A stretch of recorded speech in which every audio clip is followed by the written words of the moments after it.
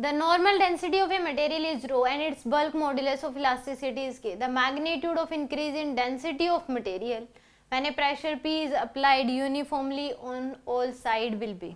तो हमें पता है कि जो बल्क मॉड्यूलस होता है वो होता है minus P delta V by V के बराबर और अगर डेंसिटी की टर्म्स में लिखेंगे तो आ जाएगा पी बाय में डेल्टा रो बाय रो के बराबर आ जाएगा.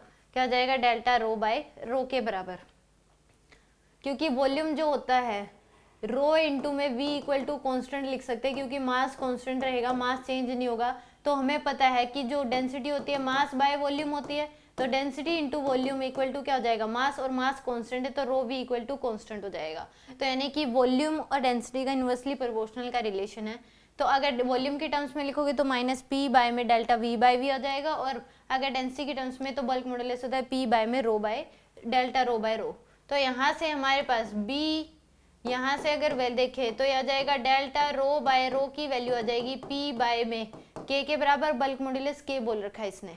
तो यहाँ से डेल्टा रो हमें बताना है कितना होगा, तो p बाय में k इंटू में रो के बराबर ये आएगा क्योंकि इसने पूछा magnitude increase in density of the material. तो ये आएगी आपके पास p रो बाय k के बराबर. तो यानी कि b ऑप्शन क्या होगा इसका? करेक्ट होगा.